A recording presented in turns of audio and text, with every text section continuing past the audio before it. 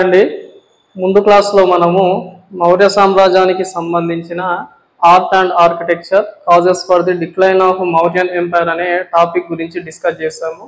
ఈ క్లాస్లో వచ్చేసి మౌర్య సామ్రాజ్యం పతనమైన తర్వాత పరిపాలించిన కొన్ని రాజవంశాల గురించి డిస్కస్ చేయాలండి. ఓకేనా?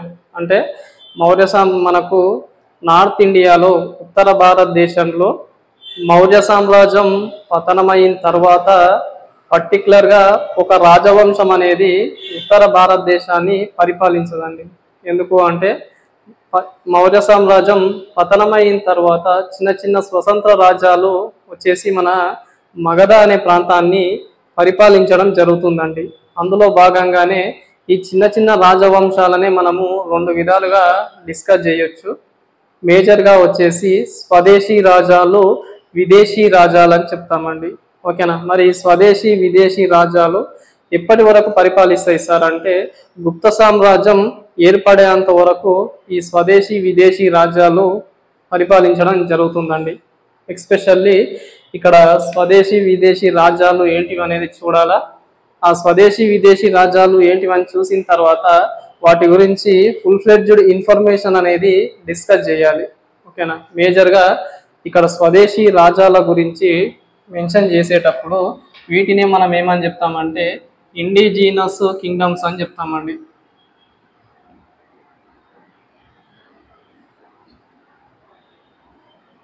ఓకేనా? ఈ ఇండిజీనస్ కింగ్డమ్స్లో మనకు ఇవి స్వదేశీ రాజ్యాలండి. స్వదేశీ రాజ్యాలలో మొదటగా మనము శుంగాస్ అండి, శుంగుల గురించి డిస్కస్ చేస్తాం. తర్వాత కన్వాస్ అండి, కన్వుల గురించి డిస్కస్ చేస్తాం. తర్వాత చేది అనే ఒక వంశం గురించి డిస్కస్ చేయాలా. లాస్ట్ అండ్ ఫైనల్గా శాతవాహనాస్ అని ఉంటారండి, శాతవాహనులు అని అంటాం కదా, వాళ్ళ గురించి డిస్కస్ చేసేస్తే మనకు స్వదేశీ రాజవంశాల గురించి టాపిక్ అయిపోతుందండి. ఓకేనా? స్వదేశీ రాజవంశాలు మేజర్గా 4 ఉంటాయి. అందులో శుంగులు, కనువులు, చేది వంశీయులు, తర్వాత శాతవాహనులు అని చెప్తాం. మరి విదేశీ రాజవంశాలు వచ్చేసి వీటినే మనము ఫారెన్ కింగ్డమ్స్ అని చెప్తాం. ఓకేనా? ఫారెన్ కింగ్డమ్స్ అంటే విదేశీ రాజవంశాలు.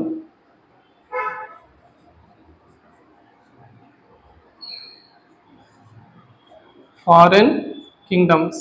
మరి ఈ ఫారెన్ కింగ్డమ్స్లో భాగంగా మనం వేటి గురించి డిస్కస్ చేయాలి అంటే ఇండో గ్రీకుల గురించి డిస్కస్ చేయాలండి. ఇండో గ్రీక్స్ అని చెప్తాం. తర్వాత షకాస్ అని చెప్తామండి, షకుల గురించి డిస్కస్ చేయాలి. మూడోది పార్థియన్స్ అండి, పార్థియన్ల గురించి డిస్కస్ చేయాలా. షకాసు. ఇక లాస్ట్ అండ్ ఫైనల్గా కుషానాస్ అని ఉంటారండి, కుషానులు. వీరినే మనము కుషానులు అంటాము. వీళ్ళ గురించి డిస్కస్ చేస్తే తర్వాత మనకు ఈ ఫారెన్ కింగ్డమ్స్ ఏవైతున్నాయో ఫారెన్ కింగ్డమ్స్కి సంబంధించిన ఇన్ఫర్మేషన్ కూడా అయిపోతుంది. సో మొదటగా మనము ఇక్కడ చూసుకున్నట్టయితే ఇక్కడ మనం మెన్షన్ చేసిన రాజవంశాలు ఏవైతున్నాయో ఆ రాజవంశాలు చూసినట్టయితే ఇక్కడ శుంగులు, కనువులు ఎవరైతే ఉన్నారో వీళ్ళు ఈ మగధ ప్రాంతాన్ని పరిపాలిస్తారండి. మీకు తెలిసి ఉండాలా. ఎందుకు అంటే ఇక్కడ స్వదేశీ విదేశీ రాజ్యాల గురించి చెప్పుకునేటప్పుడు ఏ రాజ్యం ఏ ప్రాంతాన్ని పరిపాలించింది, స్వదేశీ రాజ్యాలలో ఏ ప్రాంతం ఏ రాజవంశం చేత పరిపాలించబడింది అనేది ఓ క్లారిటీ అయితే ఉండాలి కాబట్టి చెప్తున్నాను. మనకు శుంగులు, కనువులు వచ్చేసి మగధ అనే ప్రాంతాన్ని పరిపాలిస్తారు. ఇక్కడ చేది వంశం ఏదైతుందో, ఓకేనా, చేది వంశం ఏదైతుందో ఈ చేది వంశం వచ్చేసి కళింగ అనే ప్రాంతాన్ని పరిపాలిస్తారు. ఈ శాతవాహనులు వీరితో పాటు సంగమ రాజ్యాలండి, సంగమ కింగ్డమ్స్ అని చెప్తాం. వీళ్ళు వచ్చేసి మనకు సౌత్ ఇండియాను పరిపాలిస్తారండి. ఓకేనా? ఈ సౌత్ ఇండియా ఏదైతుందో దక్షిణ భారతదేశాన్ని సంగమ రాజ్యాలు అంటే చేర, చోళ, పాండ్య రాజ్యాలు ఏవైతున్నాయో ఆ 3 రాజ్యాలు వారితో పాటు దక్షిణ భారతదేశాన్ని పరిపాలిస్తున్న మరొక రాజ్యము ఏంది అంటే శాతవాహన రాజ్యము అని చెప్పుకుంటాం. మరి ఈ ఫారెన్ కింగ్డమ్స్ ఏవైతున్నాయో ఫారెన్ కింగ్డమ్స్ వచ్చేసి ఎక్స్పెషల్లీ నార్త్ వెస్ట్ ఫ్రంటైనర్ లాగా చెప్పుకుంటామండి. వాయువ్య భారతదేశం ఏదైతుందో వాయువ్య భారతదేశాన్ని పరిపాలిస్తున్న రాజవంశాలు వచ్చేసి ఇండో గ్రీక్స్, షకాసు, పార్థియన్స్, కుషానులు అని చెప్తామండి. ఇది సో మనం వీటిలో ముఖ్యంగా శుంగుల గురించి డిస్కస్ చేద్దామండి. ఓకేనా.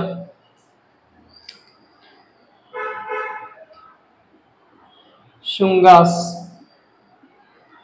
ఇక్కడ చూసుకున్నట్టయితే శుంగ రాజ్యాన్ని లేకపోతే శుంగ వంశాన్ని స్థాపించిన వ్యక్తి ఎవరు సార్ అంటే పుష్యమిత్ర శుంగ అని చెప్పుకుంటామండి.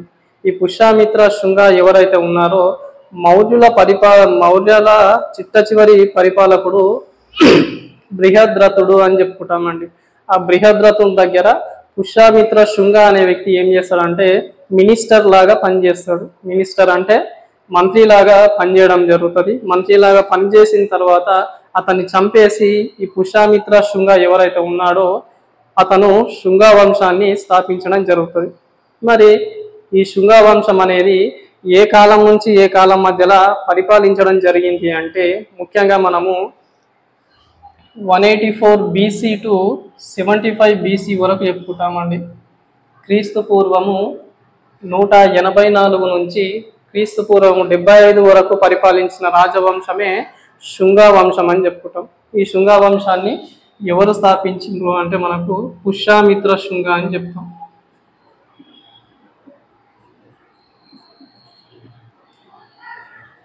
శుంగ వంశాన్ని ఎవరు స్థాపిస్తారంటే పుష్యమిత్ర శుంగ అని చెప్తాం.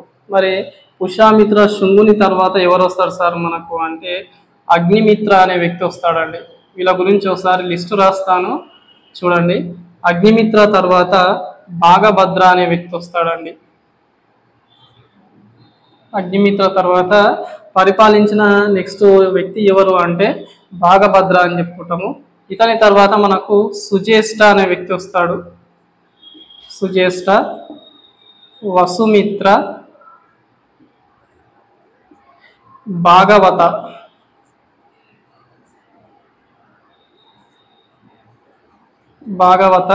ఇక లాస్ట్ అండ్ ఫైనల్గా దేవభూతి అనే వ్యక్తి వస్తాడండి. దేవభూతి వచ్చేసి మనకు శుంగులలో చిట్ట చివరి పరిపాలకుడు ఎవరు అంటే దేవభూతి అని చెప్పాలి. మరి ఇదే శుంగరాజ్యాన్ని పరిపాలించిన వ్యక్తి అంటే మనకు ఏర్పాటు చేసిన వ్యక్తి ఎవరు అంటే పుష్యమిత్ర శుంగ అని చెప్పుకోవాలి. ఓకేనా. ఇందులో మనకు వీళ్ళ గురించి ఒక్కొక్కరి గురించి వాళ్ళకి సంబంధించిన ఇంపార్టెన్స్ ఏదైతుందో అది చూద్దామండి.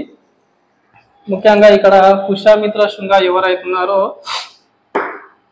అతని గురించి చూసినట్టయితే మొదటగా ఇతను ఏం చేస్తాడంటే పుష్యమిత్రుని కాలంలోనే ఒక ముఖ్యమైన ఇంపార్టెన్స్ అనేది జరుగుతుందండి.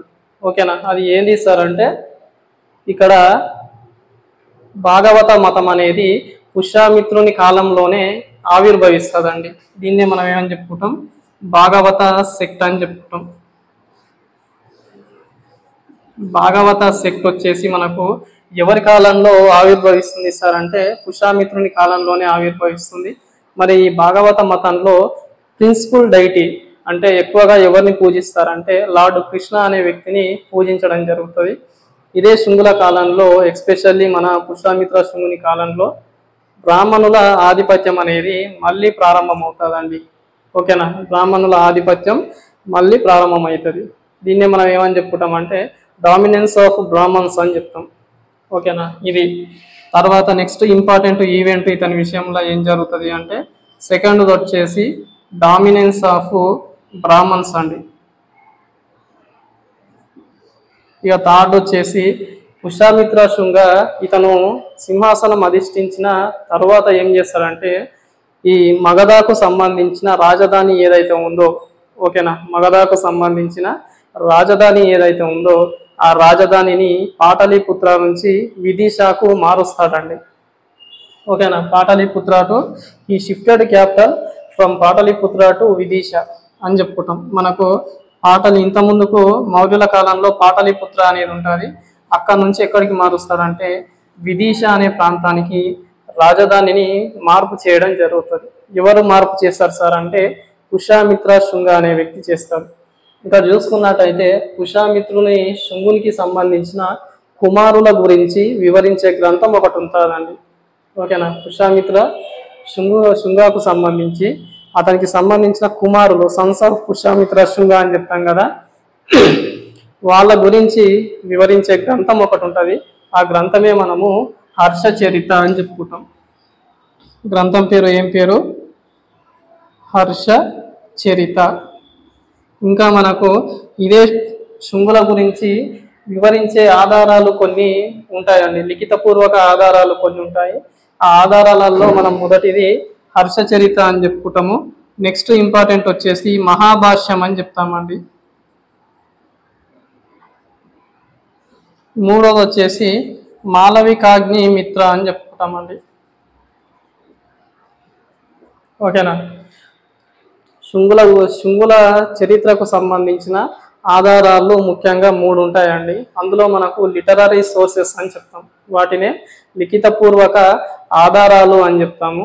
అందులో మొదటిది వచ్చేసి హర్షచరిత్ర, మహాభాష్యం, మాలవికాగ్ని మిత్రం అని చెప్తాం. మరి హర్షచరిత్ర ఎవరు రాస్తారు సార్ అంటే బాణా భట్ట అనే వ్యక్తి రచిస్తాడు. తర్వాత మాలవికాగ్ని మిత్రం వచ్చేసి కాళిదాస్ అనే వ్యక్తి రచిస్తాడు. ఇక లాస్ట్ అండ్ ఫైనల్గా మనకు మహాభాష్యం వచ్చేసి పతాంజలి అనే వ్యక్తి రచిస్తాడు. ఇందులో మేజర్గా హర్షచరిత్ర ఏం చెప్తుందంటే పుష్యమిత్రునికి సంబంధించిన కుమారుల గురించి వివరిస్తుంది. ఓకేనా. ఇంకా ఇతను ఏం చేస్తాడు, పాటలీపుత్ర గురించి వివరిస్తాడు. పాటలీపుత్ర నుంచి విదిశాకు రాజధాని మార్పిడి అనేది ఎవరి కాలంలో జరుగుతుంది సార్ అంటే పుష్యమిత్రుని శుంగుని కాలంలో జరుగుతుంది. ఇదే పుష్యమిత్రుని శుంగునికి సంబంధించిన విజయాల గురించి వివరించే గ్రంథం ఒకటి ఉంటుందండి. ఆ గ్రంథాన్ని మనము గార్గి సంహిత అని చెప్తామండి. పుష్యమిత్రునికి సంబంధించిన విజయాల గురించి వివరించే గ్రంథం ఏంటి అంటే గార్గి సంహిత అని చెప్తాం. ఓకేనా. ఇంకా ఇదే పుష్యమిత్రుని శుంగుని కాలంలో ఏమవుతుంది అంటే ఇండో గ్రీకులు అనేవాళ్ళు 2 సార్లు దాడులు చేస్తారండి. ఆ 2 దాడులను మనకు ఇతని కాలంలోనే 2 సార్లు ఇండో గ్రీకులకు సంబంధించి దాడులు జరుగుతాయి. ఇంకా ఇదే పుష్యమిత్రుని గురించి వివరిస్తున్న 2 గ్రంథాలు ఉంటాయండి. అందులో మొదటి గ్రంథం వచ్చేసి హతిగుంప శాసనం అని చెప్తామండి.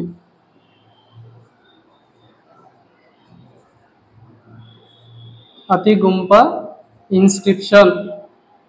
తర్వాత సెకండ్ ఇంపార్టెంట్ ఇన్స్క్రిప్షన్ వచ్చేసి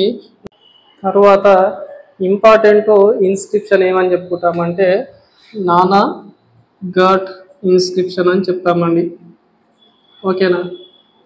ఇది ఎవరు వేయిస్తారంటే దేవి నాగానిక అనే వ్యక్తి వేయిస్తారండి. మరి ఈ హతిగుంప శాసనంలో నానాఘాట్ శాసనంలో ఏముంది మనకు పుష్యమిత్ర శుంగునికి సంబంధించిన సమాచారం అంటే ఈ హతిగుంప శాసనము ఎవరు వేయిస్తారు సార్ అంటే కళింగ ప్రాంతానికి సంబంధించిన కారవేలుడు, ఏం పేరు అతని పేరు, కళింగ ప్రాంతానికి సంబంధించిన కారవేలుడు అనే పరిపాలకుడు వేయించడం జరుగుతుందండి. మరి ఈ హతిగుంప శాసనంలో ఏముంటది అంటే ముఖ్యంగా కళింగ కారవేలుడు ఎవరైతే ఉన్నారో ఇతను వచ్చేసి మనకు పుష్యమిత్రుణ్ణి యుద్ధం చేసి ఓడించడం జరుగుతుంది.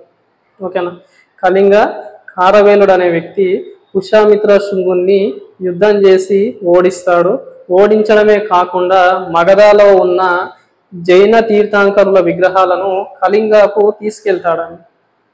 జైన తీర్థంకరుల విగ్రహాలు కళింగకు తీసుకెళ్లడం జరుగుతుంది. మరి ఇక్కడ జైన తీర్థంకరులకు సంబంధించిన విగ్రహాలు ఎక్కడివి అంటే ప్రీవియస్ క్లాస్లో నందా డైనాసిటీ నందుల గురించి చెప్పేటప్పుడు మహాపద్మనంద అనే వ్యక్తి ఏం చేస్తాడు అంటే కళింగ ప్రాంతం మీద దాడి చేసి అక్కడ ఉన్న కొన్ని జైన విగ్రహాలను తన వెంట మగధకి తీసుకొని వస్తాడు. దీనివల్ల ఇతను ఏం చేస్తాడంటే దానికి ఎగనెస్ట్గానే మళ్ళీ ఇక్కడ పరిపాలిస్తున్న పుష్యమిత్ర శుంగుని ఓడించి ఏం చేస్తాడు, ఇక్కడ ఉన్న జైన తీర్థంకరులను మళ్ళీ కళింగకు తీసుకెళ్తాడు. ఓకేనా. ఇది తర్వాత ఈ నానాఘాట్ శాసనం ప్రకారము దీన్ని ఎవరు వేయిస్తారు అంటే దేవి నాగానిక అనే వ్యక్తి వేయిస్తుంది. మరి నానాఘాట్ శాసనం ప్రకారము ఇక్కడ ఏమవుతుంది అంటే మొదటి శాతకర్ణి ఎవరైతే ఉన్నాడో ఆ మొదటి శాతకర్ణి పుష్యమిత్ర శుంగుని ఓడించి పుష్యామిత్ర శుంగుని ఓడించి దక్షిణ పతాపతి అనే బిరుదు ధరిస్తాడండి. మొదటి శాతకర్ణి పుష్యామిత్ర శుంగుని ఓడించి దక్షిణ పతాపతి అనే బిరుదు ధరించడం జరుగుతుంది. మరి దక్షిణ పతాపతి అంటే అర్థం ఏంటి అంటే మనకు కింగ్ ఆఫ్ సౌత్ ఇండియా అన్నట్టండి. దక్షిణ అంటే మనం సౌత్ అని చెప్పుకుంటాం, పదాపతి అంటే మనము ఆ ప్రాంతానికి అధిపతి అని చెప్తాం. ఓకేనా. తర్వాత ఇక్కడ మనకు పుష్యామిత్ర శుంగుని గురించి ఇంకొక విషయం ఏంటి అంటే ఇతను 2 అశ్వమేధ యాగాలు చేయడం జరుగుతుంది. అశ్వమేధ యాగం అంటే ప్రీవియస్గా మనము ఎర్లీ అండ్ లాటర్ వార్దికు పీరియడ్స్ గురించి చెప్పుకునేటప్పుడు అశ్వమేధ యాగం గురించి చెప్పాను. ఒక అశ్వాన్ని దానికి పూజ చేసి ఒక సామ్రాజ్యం మీద వదిలేసినప్పుడు ఆ గుర్రం అనేది సామ్రాజ్యం ఎంతవరకు ఉంటే అంత తిరిగితే ఆ ప్రాంతం అంతా కూడా ఆ ఎంపరర్కే సంబంధిస్తుంది. ఎవరైనా సరే ఆ గుర్రాన్ని ఆపితే వాళ్ళతో యుద్ధం చేసి గెలుచుకోవడం జరుగుతుంది. దాన్నే మనము అశ్వమేధ యాగం అని చెప్తాం. సో అలాంటి అశ్వమేధ యాగాలు పుష్యామిత్ర శుంగ అనే వ్యక్తి 2 చేస్తాడండి. ఇతని తర్వాత నెక్స్ట్ ఇంపార్టెంట్ రూలర్ వచ్చేసి మనకు అగ్నిమిత్ర అని చెప్తాం. ఈ అగ్నిమిత్ర వచ్చేసి మనకు పుష్యామిత్ర శుంగునికి సంబంధించిన స్వయాన కుమారుడు అండి. ఓకేనా. ఇతని విషయంలో మనకి ఏంటి అంటే ఈ మాళవికాగ్ని మిత్రం ఏదైతుందో మాళవికాగ్ని మిత్రము వచ్చేసి మనకు మనకు అగ్నిమిత్రుని గురించే వివరించడం జరుగుతుందండి. ఈ మాళవికాగ్ని మిత్రాన్ని ఎవరు రాస్తారు? కాళిదాస అనే వ్యక్తి రాస్తాడు, కాళిదాసుడు. ఓకేనా. మరి ఈ మాళవికాగ్ని మిత్రంలో ఏముంటది అంటే మనకు విదర్భ ప్రాంతానికి సంబంధించి ఒక వ్యక్తి ఉంటాడండి. ఆడి పేరే యజ్ఞసేన అని చెప్పుకుంటామండి. విదర్భ ప్రాంతానికి సంబంధించిన వ్యక్తి యజ్ఞసేన అనే వ్యక్తి ఉంటాడు. ఈ వ్యక్తి ఏం చేస్తాడంటే తిరుగుబాటు చేస్తాడండి. అగ్నిమిత్రునికి ఎగనెస్ట్ గా తిరుగుబాటు అనేది చేస్తాడు. ఆ తిరుగుబాటును ఈ అగ్నిమిత్ర అనే వ్యక్తి అణిచివేసి తర్వాత అతనికి సంబంధించిన ఒక కూతురు ఉంటుంది. ఆమె పేరే మాళవిక. ఓకేనా. మాళవిక అనే కూతురు ఉంటుంది. ఆ కూతురును ఏం చేస్తాడు అంటే అగ్నిమిత్ర అనే వ్యక్తి వివాహం చేసుకోవడం జరుగుతుంది. దీనికి సంబంధించిన ఇన్ఫర్మేషన్ అంతా కూడా మాళవికాగ్నిమిత్రం అనే గ్రంథంలో ఉంటుంది. ఈ గ్రంథాన్ని ఎవరు రచిస్తారు సార్ అంటే కాళిదాసు అనే వ్యక్తి రచిస్తాడండి. ఈ పేరులోనే ఉంది మాళవిక ప్లస్ అగ్నిమిత్ర. ఓకేనా. వీళ్ళిద్దరికి సంబంధించిన వివాహానికి సంబంధించిన ఇన్ఫర్మేషనే ఈ గ్రంథంలో ఉంటుంది. దాని తర్వాత మనకు నెక్స్ట్ ఇంపార్టెంట్ భాగభద్ర అనే వ్యక్తి వస్తాడు. ఈ భాగభద్ర వ్యక్తి కాలంలో ఒక రాయబారి వస్తాడండి. ఆ రాయబారి పేరే మనము హీలియోడోరస్ అని చెప్తాం. ఓకేనా. భాగభద్ర కాలంలోనే మనకు హీలియోడోరస్ అనే ఒక రాయబారి రావడం జరుగుతుంది. ఈ హీలియోడోరస్ ఎవరు సార్ అంటే మనకు ముఖ్యంగా ఇండో గ్రీకులకు సంబంధించి ఆంటియాల్కడస్ అనే ఒక పరిపాలకుడు ఉంటాడండి. ఇండో గ్రీకులకు సంబంధించి ఆంటియాల్కడస్ అనే ఒక రాజు ఉంటాడు. అతనికి సంబంధించిన రాయబారే మనకు హీలియోడోరస్ అని చెప్పుకుంటారు. ఈ హీలియోడోరస్ ఏం చేస్తాడంటే మనకు భాగభద్రుని కాలంలో సందర్శించి ఇతను ఏం చేస్తాడంటే విదిశాలోని బేస్ నగర్ దగ్గర ఒక విష్ణు స్తంభాన్ని వేయిస్తాడండి. ఓకేనా. ఇతను గ్రీకు నుంచి వచ్చి మనకు విదిశా దగ్గరలో బేస్ నగర్ అనే ఒక ప్రాంతం ఉంటుంది. ఆ బేస్ నగర్ ప్రాంతంలో విష్ణు స్తంభం అనేది వేయిస్తాడు. ఇతనికి ఏం అవసరం సార్ విష్ణు స్తంభం వచ్చేసి ఇక్కడ వేయించడానికి అంటే ఇతను మొదటగా వచ్చేసి కాశీ అనే ప్రాంతానికి సందర్శించి అక్కడ భాగవత మతాన్ని స్వీకరిస్తాడండి. ఓకేనా. భాగవత మతాన్ని స్వీకరించిండు కాబట్టి ఇతను ఏం చేస్తాడంటే బేస్ నగర్ దగ్గర విష్ణు స్తంభాన్ని వేయిస్తాడు. ఇంకా మనము ఇతని తర్వాత నెక్స్ట్ ఇంపార్టెంట్ రూలర్స్ వచ్చేసి సుజ్యేష్ఠ, వసుమిత్ర, భాగవత, దేవభూతి. మనకి దేవభూతి వచ్చేసి శుంగులలో చిట్ట చివరి పరిపాలకుడు అని చెప్పేస్తాం. మరి దేవభూతి ఎవరైతున్నారో ఈ దేవభూతి దగ్గరనే ఒక వ్యక్తి మంత్రిలాగా పనిచేస్తాడండి. ఆ వ్యక్తి పేరు ఏం పేరు అంటే వాసుదేవ కన్వ. ఈ వాసుదేవ కన్వ అనే వ్యక్తి దేవభూతి దగ్గర మినిస్టర్ లాగా పనిచేస్తాడు. సో ఈ వాసుదేవ కన్వ ఏం చేస్తాడంటే దేవభూతిని చంపేసి ఇదే మగధ మీద కన్వ వంశాన్ని స్థాపిస్తాడండి. ఓకేనా. మనకు కన్వ వంశం ఎవరు స్థాపిస్తారో వాసుదేవ కన్వ అనే వ్యక్తి దేవభూతిని చంపేసి కన్వ వంశాన్ని స్థాపిస్తాడు. ఇప్పుడు మనము కన్వా వంశం గురించి డిస్కస్ చేయాలా. సో ఇదే కన్వా వంశం వచ్చేసి ఎప్పటి నుండి ఎప్పటి వరకు పరిపాలిస్తారు సార్ వీళ్ళంటే క్రీస్తు పూర్వము 75 నుంచి 28 వరకు పరిపాలిస్తారండి. ఓకేనా, క్రీస్తు పూర్వము 75 నుంచి 28 వరకు కన్వులు అనే వాళ్ళు పరిపాలిస్తారు. మరి వాసుదేవ కన్వ ఏం చేస్తారంటే ప్రీవియస్గా మనము పుష్యమిత్ర శృంగ అనే వ్యక్తి రాజధానిని వచ్చేసి పాటలీపుత్ర నుంచి విదిశాకు మారుస్తాడని చెప్పాను కదా.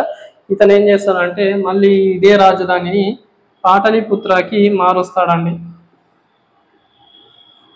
ఓకేనా, ఇదే రాజధానిని పాటలీపుత్రకి మారుస్తాడు. ఇతని తర్వాత మనకు మేజర్గా భూమిమిత్ర అనే రూలర్ ఉంటాడండి. భూమిమిత్ర, ఇతని తర్వాత నారాయణ అనే వ్యక్తి వస్తాడు. ఇక మనకు లాస్ట్ అండ్ ఫైనల్గా సుశర్మ అనే వ్యక్తి కూడా ఇందులోనే ఈ కన్వులలోనే మనకు ఉంటాడండి. సుశర్మ వచ్చేసి last ruler of Kanva dynasty అని చెప్తామండి. కన్నులలో చిట్ట చివరి పరిపాలకుడు సుశర్మ అని చెప్తాము. మరి ఈ సుశర్మ అనేది ఏం చేస్తాడు ఇతను అంటే మనకు పురాణాల ప్రకారము పులోమావి 1 అనే వ్యక్తి ఉంటాడండి. శాతవాహన రాజు మొదటి పులోమావి అని చెప్తాము. ఇతను ఏం చేస్తాడంటే సుశర్మను చంపేస్తాడండి. యుద్ధం చేసి చంపేస్తాడు. చంపేయడంతో ఈ కన్వా వంశం అనేది అంతరించిపోతుంది. ఇతన్ని యుద్ధం చేసి చంపేయడమే కాకుండా పాటలీపుత్ర అనే నగరాన్ని కూడా పులోమావి అనే వ్యక్తి ఆక్రమించుకుంటాడండి. దీంతో మనకు శుంగులకు కన్వులకు సంబంధించిన చాప్టర్ అనేది అయిపోతుంది. ఇక్కడ మీకు కన్వులలో వీళ్ళ గురించి ఒక ఇన్ఫర్మేషన్ ఏంటి అంటే వాసుదేవ కన్వ అనే వ్యక్తి ఎవరో కాదండి, ఇతను ఒక బ్రాహ్మణ్ అండి. ఇతను ఒక బ్రాహ్మణుడు. ఓకేనా, వాసుదేవ కన్వ అనే వ్యక్తి ఒక బ్రాహ్మణుడు. ఇతనికి సంబంధించిన గోత్రం ఏంది అంటే కన్వాయన అనే గోత్రం ఇతనికి ఉంటుందండి. వీళ్ళ గోత్రం ఏమని చెప్పుకుంటాం మనము, కన్వాయన అని చెప్పుకుంటాం. అందుకే ఈ కన్వులు ఎవరైతున్నారో వీళ్ళనే ఏమని చెప్పుకుంటారంటే కన్వాయనులు అని చెప్తారండి. కన్వాయనస్ అని చెప్పుకుంటాం.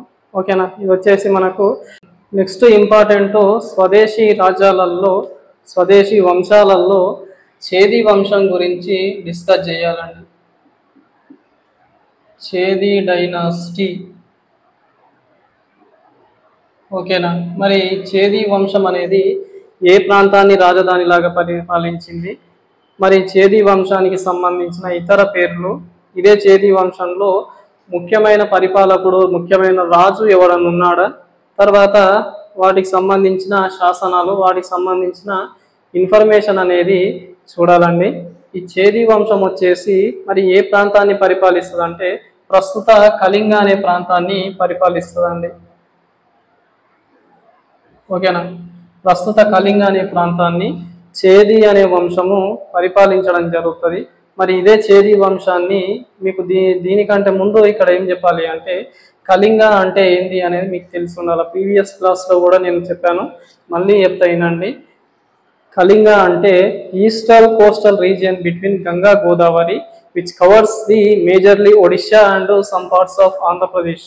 ఓకేనా, తూర్పు తీర ప్రాంతం ఏదైతే ఉందో గంగా గోదావరి నది పరివాహక ప్రాంతంలో తూర్పు తీర ప్రాంతాన్ని కళింగ అని చెప్తాము. ఎక్కువగా ఒడిశా అనే ప్రాంతానికి సంబంధించింది ఉంటుంది కళింగ. తర్వాత కొన్ని ప్రాంతాలను ఆంధ్రప్రదేశ్లో ఉన్న ప్రాంతాలను కూడా కలిపి కళింగ అంటాం. మీకు ఇండియన్ మ్యాప్లో చూసుకున్నట్టయితే ఇది ఇండియన్ మ్యాప్ అనుకుంటే, ఓకేనా,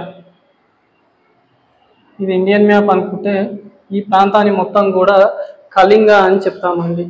ఓకేనా, మరి ఈ కళింగను ఏ వంశానికి సంబంధించిన వాళ్ళు పరిపాలించారు అంటే చేది అనే వంశము పరిపాలిస్తుంది.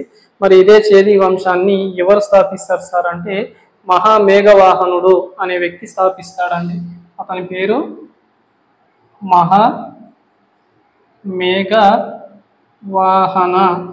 ఓకేనా, మహామేఘవాహన అనే వ్యక్తి స్థాపిస్తాడు. ఇతని పేరు మీదగానే ఈ వంశాన్ని వచ్చేసి మహామేఘవాహన వంశం అని కూడా మనం చెప్పుకుంటామండి.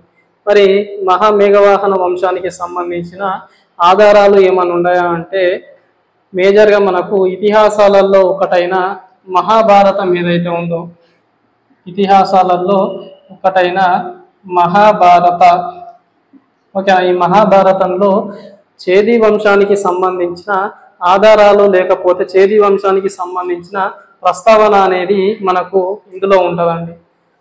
మరి మహామేఘవాహనుడు ఈ మహామేఘవాహన వంశాన్ని స్థాపిస్తాడు. దీనినే మనము చేది వంశం అంటాము. మరి ఈ వ్యక్తి ఏ ప్రాంతాన్ని రాజధాని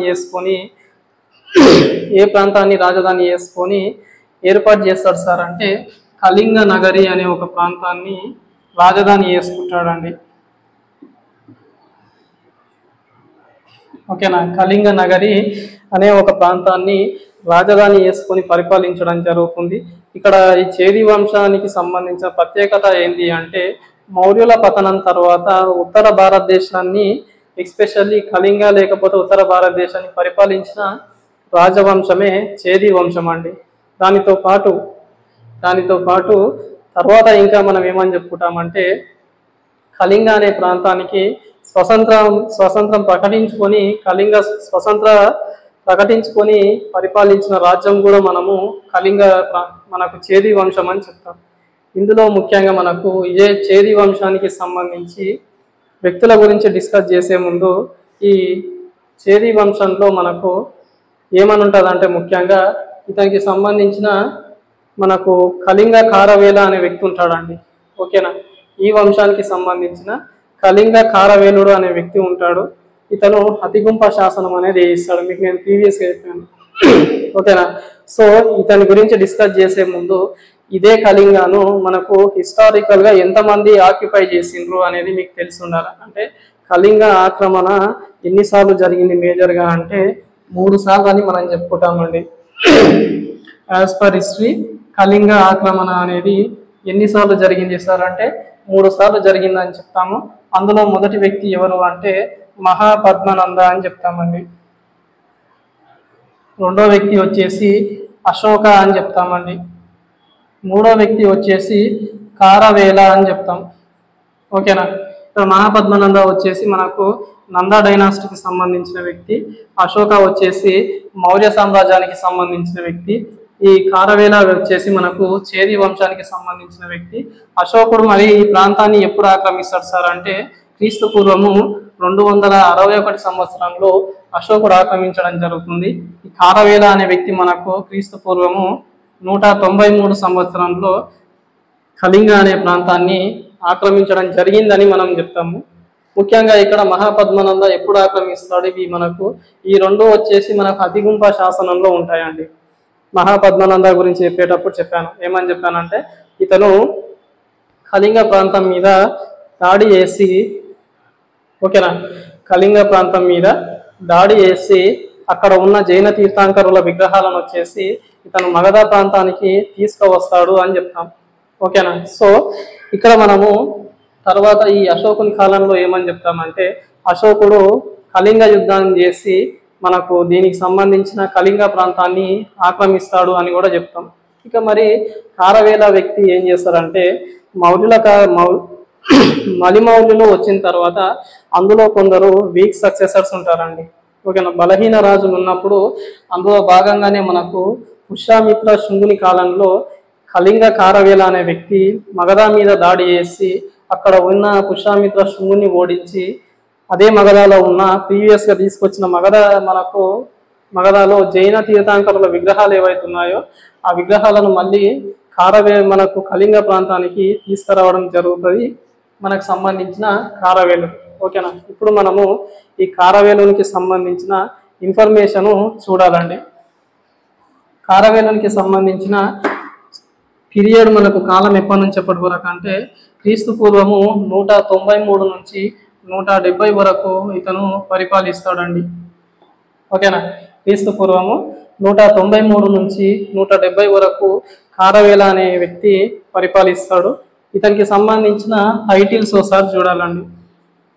ఇతనికి సంబంధించిన బిరుదులు ఏమన్నా ఉన్నాయంటే మొదటి బిరుదు వచ్చి కళింగ అధిపతి అని చెప్తామండి.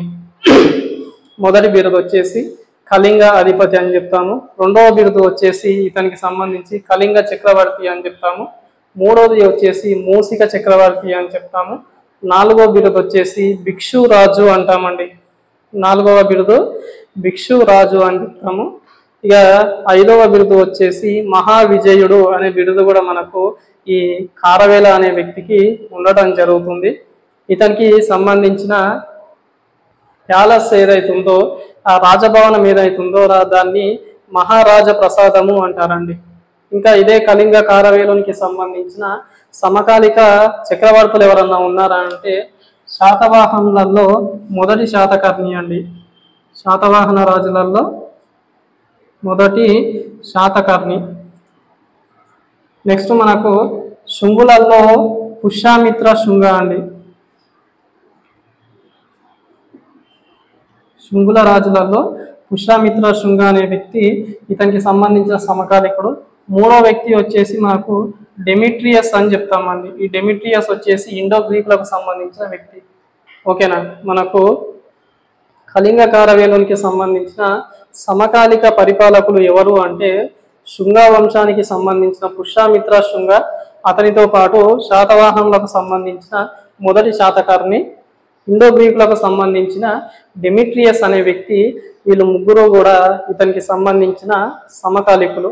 తర్వాత మరి ఇతను వేయించిన శాసనం ఒకటి ఉంటుందండి, చాలా ఇంపార్టెంట్. ఆ శాసనాన్ని మనము హాతిగుంప శాసనం అని చెప్తామండి. దీన్ని హాతిగుంప ఇన్స్క్రిప్షన్ అని చెప్తాము. దీన్ని ఎవరు వేయిస్తారంటే కారవేలుడు వేయిస్తాడు. ఓకేనా. ఇప్పుడు వేయిస్తాడంటే క్రీస్తు పూర్వము 183 బీసీలో. ఓకేనా. 183 బీసీలో ఈ హాతిగుంప శాసనం అనేది ఇతను వేయిస్తాడు. ఎక్కడ వేయిస్తాడు సార్ అంటే ఉదయగిరి కొండలలో వేయిస్తాడండి. ఓకేనా. ఇతను ఉదయగిరి కొండలలో వేయిస్తాడు.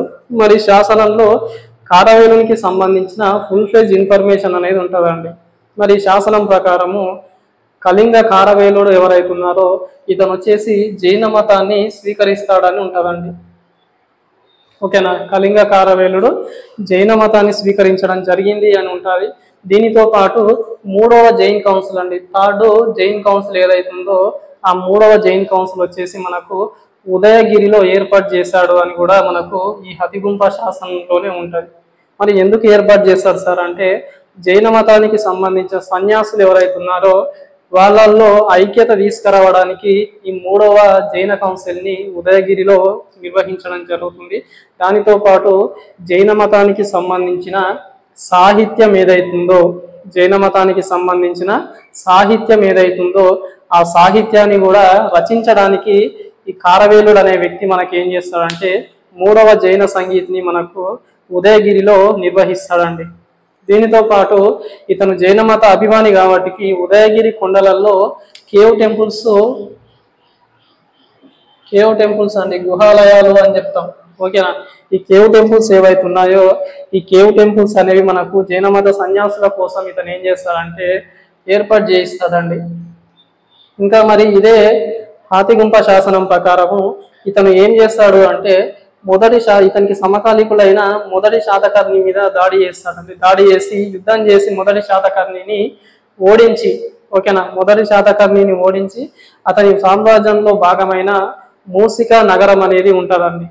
ఓకేనా. మూసిక నగరాన్ని ఏం చేస్తాడంటే పితుండ నగరం అని పేరు పెడతాడండి. ఆ నగరానికి పేరు పెట్టి దానికి గుర్తుగా గాడిదలతోని ఈ మూసిక నగరాన్ని దున్నిస్తాడు. ఇన్ఫర్మేషన్ మనకు హాతిగుంప శాసనంలో ఉంటుంది.